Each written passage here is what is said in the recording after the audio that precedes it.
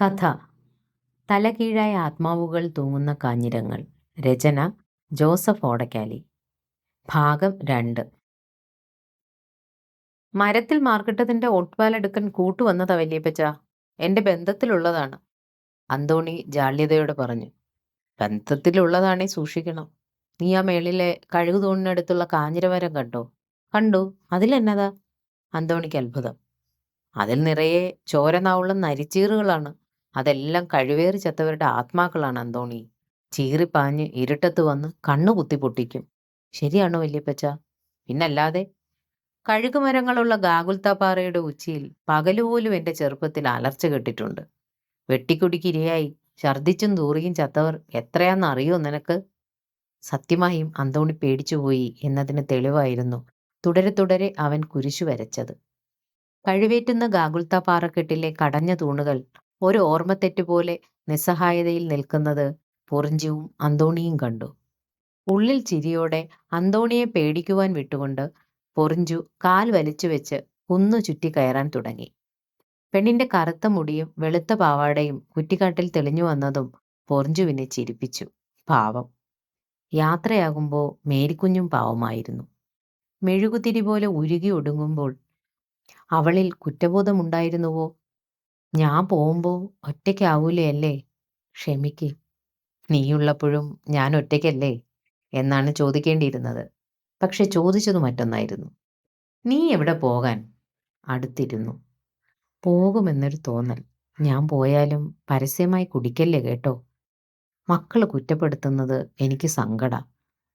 ദൈവരാജ്യം തന്റെ ഭർത്താവിനെ നിഷേധിക്കല്ലേ എന്നായിരുന്നില്ലേ അവസാനം വരെ ഏക പ്രാർത്ഥന. ഒരു സഹായം എത്താനും അവളെ രക്ഷിക്കാനായില്ല. തന്നോട് ഏറെ ചേർന്നിരിക്കാൻ അവസാന നാളുകളിൽ അവൾ ശ്രമിച്ചു. തുളുമ്പുന്ന നൊമ്പരത്തോടെ നോക്കി. പാവം. അവസാനത്തെ ആഗ്രഹവും നൊമ്പരപ്പെടുത്തുന്നതായിരുന്നു. എന്നെ മേരിക്കുഞ്ഞെ എന്ന് അടുത്തിരുന്ന് കൂടെ കൂടെ വിളിച്ചേ. ഞാൻ കേൾക്കാതാവുന്നതുവരെ വിളിക്കണം. ബോധം മറയുന്നതുവരെ വിളിച്ചുകൊണ്ടിരുന്നു. ഈശോ മറിയം ഔസേപ്പേ, ഈ ആത്മാവിന് കൂട്ടായിരിക്കണമേ എന്ന പ്രാർത്ഥനയുടെ സാന്ത്വന സ്പർശം പോലെ തോന്നിയിരിക്കാം അവൾക്ക് മേരിക്കുഞ്ഞെ എന്ന വിളികൾ. പാവം. കരിങ്കല്ലിൽ കടഞ്ഞ കഴുമരങ്ങളുടെ നടുവൊടിഞ്ഞ അവശിഷ്ടങ്ങൾ കണ്ണെത്താവുന്ന ദൂരത്തായി കഴിഞ്ഞു. കുഞ്ഞിപ്പൈലി അപ്പന്റെ പിന്നാലെ നടക്കുമ്പോൾ നാടിന്റെ ചരിത്രം നാവിലൂടെ വിരിയും. രാജാക്കന്മാരുടെയും നാടുവാഴികളുടെയും കഥകൾ, കൂനൻ കുരിശ് സത്യവും സുറിയാനി ചരിത്രവും തോമാസ് ലേഹയും എല്ലാം അവയിൽ നിറഞ്ഞു വരും. കൊല്ലും കൊലയും കഴിവേറ്റലുമെല്ലാം നിറഞ്ഞ ചരിത്ര കഥകൾ. അപ്പനതെല്ലാം ഹരമായിരുന്നു, കാണാപ്പാടമായിരുന്നു. പൊറിഞ്ചു പാറക്കെട്ടിലേക്ക് അറിയാതെ നോക്കി. പുതിയ തലമുറ പാറക്കെട്ടുകളിൽ നന്നായി തെറികൾ എഴുതി വെച്ചിരുന്നു. ചിരി വന്നു. കുട്ടികൾക്ക് ആരെയും പേടിയില്ല. അപ്പനും കഴുമരത്തെ ഒരു പേടിയുമില്ലായിരുന്നു. പാവങ്ങളാടാ പൊറിഞ്ചുവേ ചത്തവരൊക്കെ. രാജ്യദ്രോഹികളോ കള്ളന്മാരോ കവർച്ചക്കാരോ കൊലപാതകികളോ ഒന്നും ആയിരുന്നില്ല പലരും. രാജാവിനെ തമ്പുരാക്കന്മാരെ എതിർത്തവർ, വിപ്ലവം പറഞ്ഞവരും മനുഷ്യരെ സ്നേഹിച്ചവരും ഒക്കെയാ കഴിവേറിയത്. അവരുടെ ആത്മാവുകളാണ് ഇവിടെയൊക്കെ അലറി അലയുന്നത്, അറിയാമോ?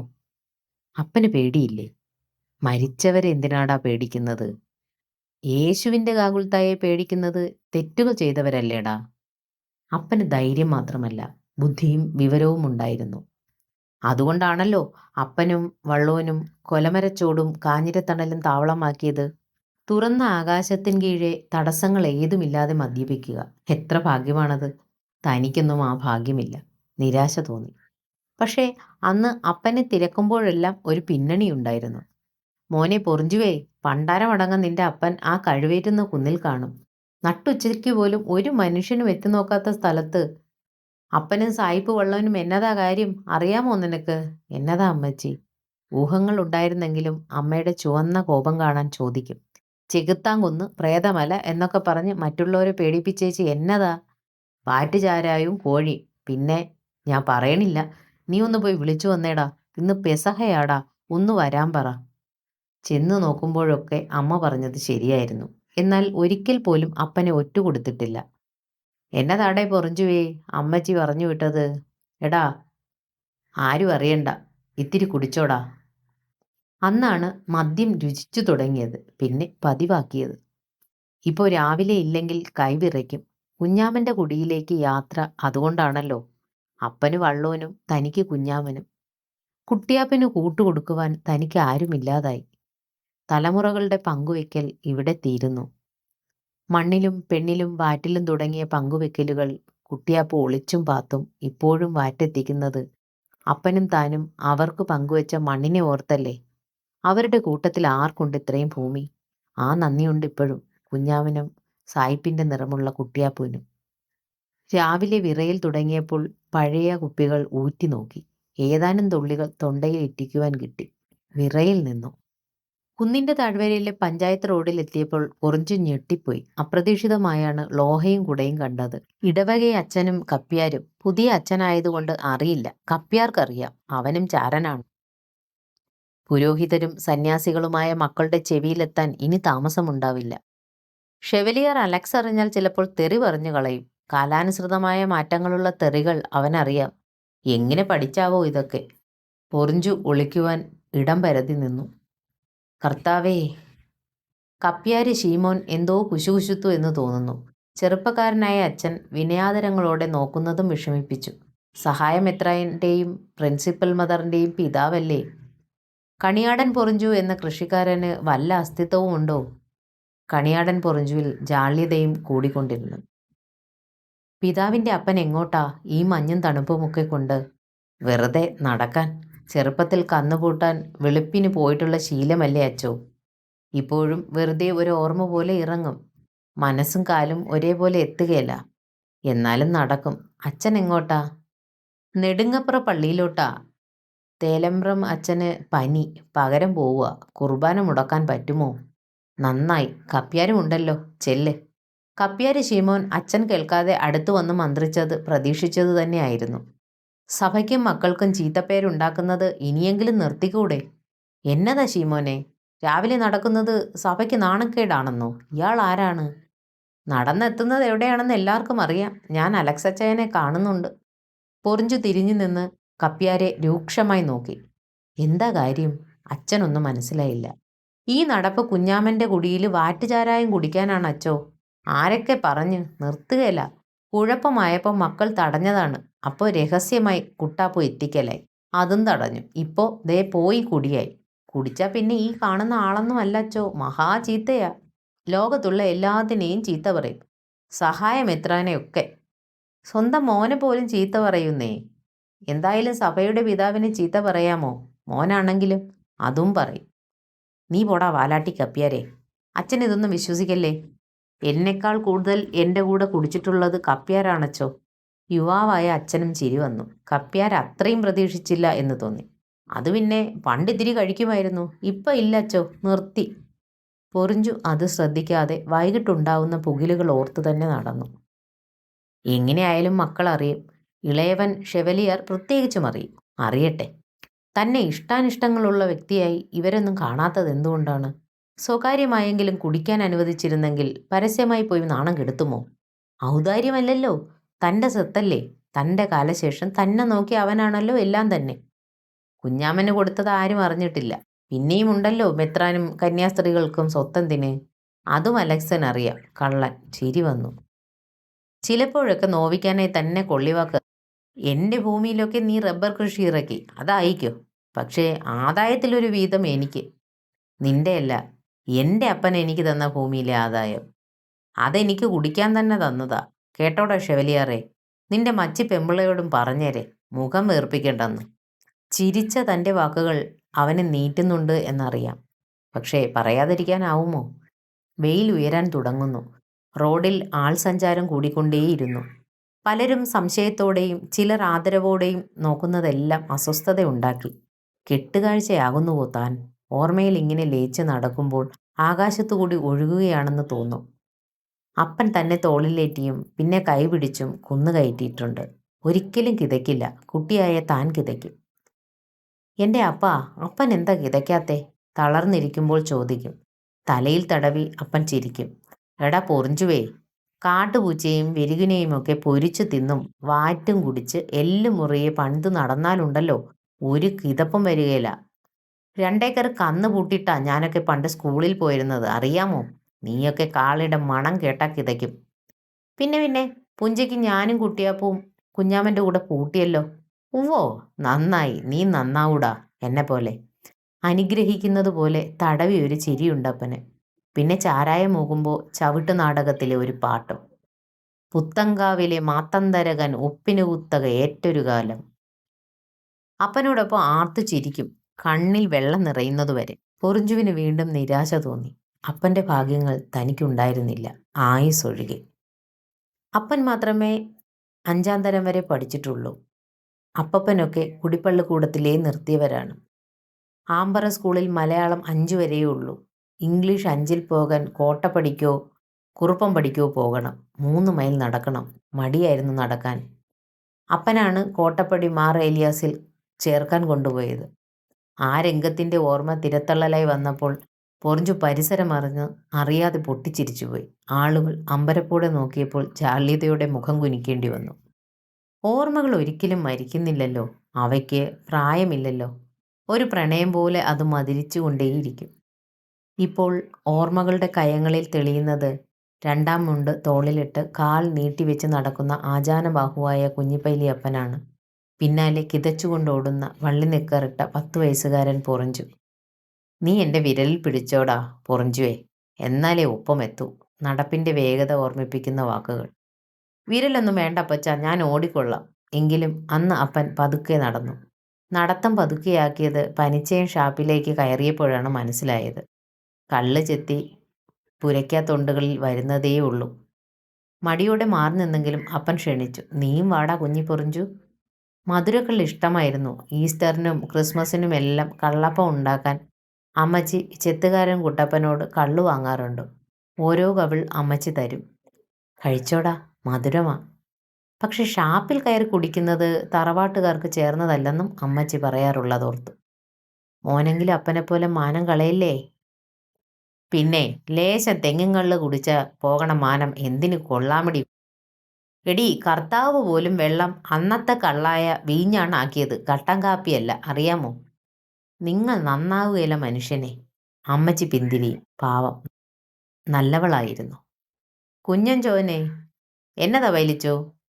2 കോപ്പ കൊള്ള്, ഒന്ന് വലുത് ഒന്ന് ചെറുത്. വേഗം വേണം, കോട്ടപ്പടി സ്കൂളിൽ എത്താനുള്ളതാ. അതെന്തിനാ പൈലിച്ചോ ചെറിയ കോപ്പ്. കുഞ്ഞൻ ചോൻ്റെ കുസൃതി ചോദ്യവും നോട്ടവും നാണിപ്പിച്ചു. എടോ, അതെൻ്റെ മോന് വേണ്ടിയിട്ടാ. അവന് മധുരക്കള്ള് ഇഷ്ടമാണ്. അപ്പൻ അടുത്ത് പിടിച്ചിരുത്തി. കുഞ്ഞൻ ചോൻ മാത്രമല്ല, മറ്റു കുടിയന്മാരും ചിരിച്ചു. ഏതോ കാരണവർ കുറ്റപ്പെടുത്തുന്നത് പോലെ ഉപദേശിച്ചു. പൈലിച്ചോ, കർത്താവിന് നിരക്കാത്ത കാര്യമായി ഇത് കേട്ടോ. മുട്ടേന്ന് വിരിയണേന് മുമ്പേ കള്ളു കൊടുക്കുക. എല്ലാവരും ചിരിച്ചപ്പോഴും അപ്പൻ്റെ മുഖം മുറുകിയിരുന്നു. മുട്ടേന്ന് വിരിയാത്തത് കൊണ്ടാണ് ഞാൻ തന്നെ വാങ്ങി കൊടുക്കുന്നത്. വിരിഞ്ഞ അവൻ തന്നെ വാങ്ങി കുടിച്ചോളും. പിന്നെ നടപ്പിന് ഉഷാറായി. അപ്പന് മാത്രമല്ല, മകനും. വെയിൽ പൊതിഞ്ഞ മരങ്ങൾ നിഴൽ വിരിച്ച ഇടവഴിയിലൂടെ പിന്നെയും നടന്നെത്തിയത് പയ്യാൽ ഷാപ്പിലായിരുന്നു. അവിടെയും ചെറിയ വലിയ കോപ്പകൾ ആവർത്തിക്കപ്പെട്ടു. കൂടെ നാക്കിൽ വെക്കാൻ കപ്പയും ഇറച്ചിച്ചാറും. ചാറിൻ്റെ രുചി വർഷങ്ങൾക്ക് ശേഷവും നാവിലുണ്ട്. പൊറിഞ്ചു ഉമിനീരിറക്കി. 3ാമത്തെ ഷാപ്പായിരുന്നു കുറ്റിക്കുഴി. അവിടെയും ആവർത്തിച്ചതോടെ 3 കോപ്പകളായി. 10 വയസ്സുകാരൻ മകനിൽ 3 ചെറിയ കോപ്പകൾ മൂത്തു വരുന്തോറും നടപ്പിന് വേഗത കൂടിക്കൊണ്ടിരുന്നു. എന്തിനെന്നറിയാതെ അപ്പനും മകനും ആർത്ത് ചിരിച്ചുകൊണ്ടിരുന്നു. ഹെഡ്മാസ്റ്റർ ചീരോത്തോട്ടം അച്ഛനായിരുന്നു. 10 വയസ്സുള്ള വിദ്യാർത്ഥി ലഹരിയിലായിരിക്കുമെന്ന് അച്ഛന് തോന്നിയില്ല. അപ്പൻ കുടിച്ചിട്ടുണ്ടെന്ന് കള്ളിൻ്റെ തികട്ടലിൽ നിന്ന് മനസ്സിലായി. മൂക്കറ്റം കുടിച്ചിട്ടാണോടോ മകനെ സ്കൂളിൽ ചേർക്കാൻ വരുന്നത്. പിന്നെ മക്കളെങ്ങനെ നന്നാവും, എങ്ങനെ നന്നാക്കാൻ പറ്റും. കണ്ടോ, തന്നേക്കാൾ വലിയ കുടിയനാവും ഇവൻ. ഇപ്പോഴേ നിൽപ്പ് കണ്ടില്ലേ. അതേ, മോനും കുടിച്ചിട്ടുണ്ടോടോ. അപ്പനും മകനും ഒന്നിച്ചുറക്കെ പൊട്ടിച്ചിരിച്ചപ്പോൾ അച്ഛൻ അമ്പരന്നു പോയി. അവൻ കുടിച്ചില്ലേലേ എൻ്റെ വയസ്സുകാലത്ത് ആരാണച്ചോ എനിക്ക് വാങ്ങിച്ചു തരുന്നത്. കുടിക്കാത്ത ഒരു മകനും കുടിക്കുന്ന അപ്പനെ ഇഷ്ടമായിരിക്കില്ല, വാങ്ങിക്കൊടുക്കുകയുമില്ല. ഇന്നും ഓർക്കുമ്പോൾ അതെത്ര ശരിയായിരിക്കുന്നു. കിതപ്പ് കൂടി വന്നു. നടപ്പിനിടയിൽ കുടിക്കാത്ത മക്കൾ കാരണം ആമ്പാറക്കുന്നും ഗാഗുൽത്തായും കയറിയിറങ്ങേണ്ടി വരുന്നതിൻ്റെ ഗതികേട് പൊറിഞ്ചുവിനെ അലോസരപ്പെടുത്തിക്കൊണ്ടിരുന്നു. അപ്പന് ദീർഘവീക്ഷണമുണ്ടായിരുന്നു. തനിക്കത് ഉണ്ടായില്ല. അതാണ് നിസ്സഹായതയുടെ ബന്ധനത്തിലായത്. കുഞ്ഞാമ്മൻ്റെ തൊടി പാടത്തിൻ്റെ ഓരത്താണ്. ഒറ്റപ്പെട്ട പുര തോടിൻ്റെ ഇറമ്പത്തും. വീതിയുള്ള വരമ്പത്തേക്ക് ഇറങ്ങുമ്പോൾ ഒറ്റയ്ക്കും തറ്റയ്ക്കും ആളുകൾ പോകുന്നതും വരുന്നതും കണ്ടു. അണിമുറിഞ്ഞ ജാഥ പോലെ കൂട്ടമായി വരുന്നവരെയും കണ്ടു. അത്ഭുതം തോന്നി. കുഞ്ഞാമ്മൻ്റെയും കുട്ടിയാപ്പുവിൻ്റെയും കുടിയിലേക്ക് തന്നെപ്പോലെ പോയി വരുന്നവരാണോ? പെട്ടെന്നൊരു ഭയാശങ്കയും കൂടുകൂട്ടി. പരിചയമില്ലാത്ത ആളോടാണ് തിരക്കിയത്. എവിടെ പോയി വരുന്നു? കുഞ്ഞാമ്മൻ വല്യച്ഛന് സുഖമില്ല, കിടപ്പിലാണ്, കാണാൻ പോയതാ. കുറവുണ്ടോ? പൊറിഞ്ചുവും നെഞ്ചു തടവി. ഇന്നത്തോളം കഴിയില്ലെന്നാ വൈദ്യര് പറഞ്ഞത്, അയാൾ പറഞ്ഞു. കർത്താവേ, വെറുതെയല്ല പതിവ് തെറ്റിയത്. അറിഞ്ഞില്ലല്ലോ, ആരും ഒന്നും പറഞ്ഞില്ലല്ലോ.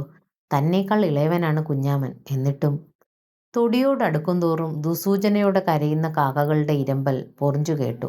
ബലിക്കാക്കകളാവാം. ആര് ചോദിച്ചാലും പറയാനൊരു കാരണമായി. സായിപ്പ് വള്ളോനും അതിനുശേഷം കുഞ്ഞാമനും കുട്ടിസായിപ്പ് കുട്ടിയാപ്പുമെല്ലാം കണിയാടൻ തറവാടിൻ്റെ ശില്പികളാണ്. കാണുന്നതെല്ലാം ഉണ്ടാക്കിയത് അവരാണ്. തലമുറകൾ പങ്കുവെച്ച ബന്ധം സഹായമെത്രാനും ഷെവലിയാർക്കും മദറിനുമെന്നും അറിയേണ്ട കാര്യമില്ലല്ലോ. ഓർക്കാനുള്ള ബന്ധവുമില്ലല്ലോ. തനിക്ക് മറക്കാനാവുമോ? എല്ലാവരും ആദരവോടെ എഴുന്നേറ്റ് നിന്നത് അവഗണിച്ച് തല കുനിച്ച് അകത്ത് കയറുമ്പോൾ മുറിയിൽ കുഴമ്പിൻ്റെ വഴുക്കലും മണവുമുള്ള നടുകുഴിഞ്ഞ കയറുകട്ടിലിൽ എല്ലുകൾ ഉയർന്നു താഴുന്ന ശ്വാസഗതിയാണ് ആദ്യം കണ്ടത്. പിന്നെ നരച്ച രോമം നിറഞ്ഞ മുഖവും മാണം കാക്കുന്ന കണ്ണുകളും. കുട്ടിയാപ്പു മെല്ലെ വിളിച്ചു, അച്ഛാ, ദേ വലത്തോല്.